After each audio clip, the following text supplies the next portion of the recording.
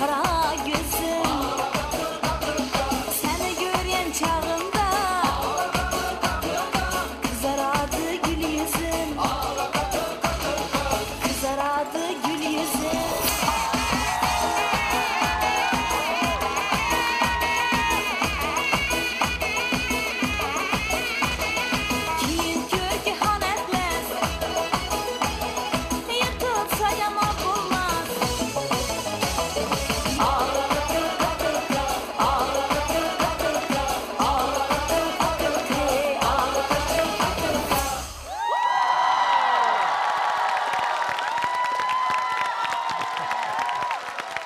请掌声再热烈，恭喜古力米娜直接进入3强。